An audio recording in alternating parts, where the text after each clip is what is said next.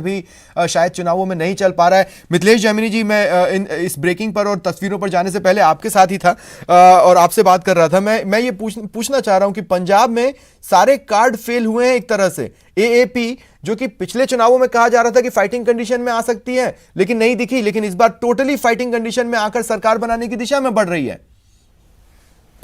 देखिए अभिषेक जी, जो पंजाब की धरती है वो नानक की धरती है और नानक में जो भगवंत मान की मां ने एक बयान दिया था कि रब दिल की बात को समझता है और मैंने मां के रूप में भगवंत मान को मुख्यमंत्री बनने का आशीर्वाद दे दिया है, तो मेरी बात रब रखेगा। और पंजाब के जो लोग हैं वो दिल के हिसाब से फैसला करते हैं और जो भगवंत मान की जो वहाँ की वर्किंग स्टाइल है वो पूरी पंजाबियत से ओतप्रोत वर्किंग स्टाइल है, वो वहाँ के लोगों के दिल में घर कर गई।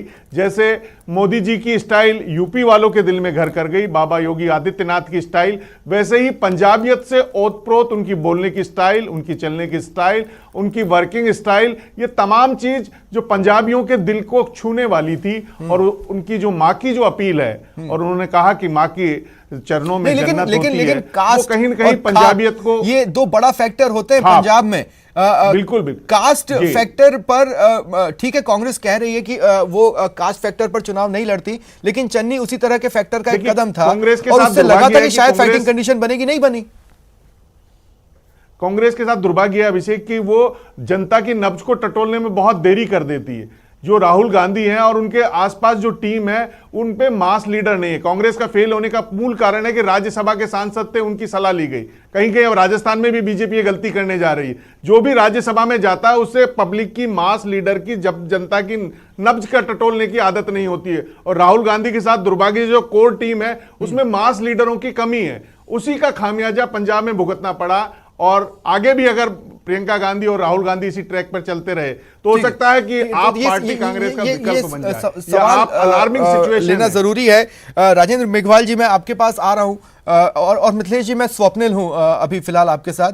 बहरहाल राजेंद्र जी, मैं आपके पास आ रहा हूं। राजेंद्र जी देखिए, मैं ये कहना चाह रहा हूं, मैं 2012 से जितना आपको इलेक्शन मोड में मैंने देखने की कोशिश की है, एक वक्त सिर्फ गुजरात में जब आपने बहुत तगड़ी फाइट दे दी थी बीजेपी को, उसके अलावा कभी उतना एक्साइटमेंट कांग्रेस की टीम में ग्राउंड पर नजर नहीं आता।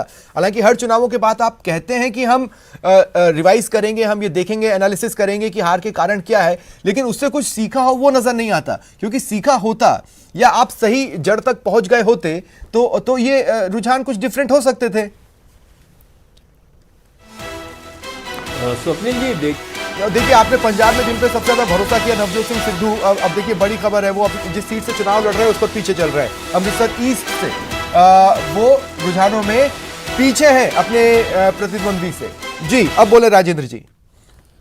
हाँ स्वप्निल जी, देखिए जहाँ तक अभी आपने अपने जो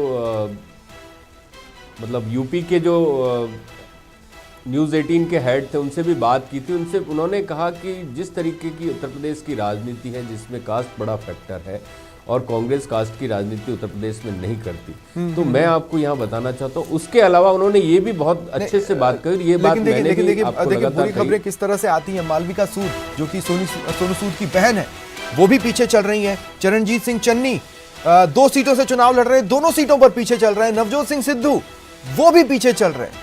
जिनके भरोसे टूट फूट हो गई के लिए आप तैयार हो गए, वो कोई विनिंग घोड़ा नहीं था।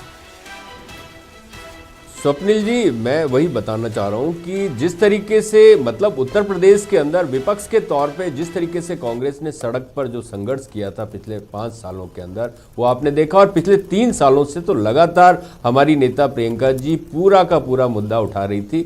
और वो मुद्दे अगर हम किसी तरीके से जनता के बीच में मतलब उनका वोटों में तब्दील नहीं कर पाए तो ये निश्चित रूप से हम कमी मानते हैं और हम इस पर आत्ममंथन भी करेंगे। अब मैं आता हूं पंजाब के अंदर आपने देखा, जानना चाह रहे कि आखिर अमृत आपने कौन सा निकाल लिया।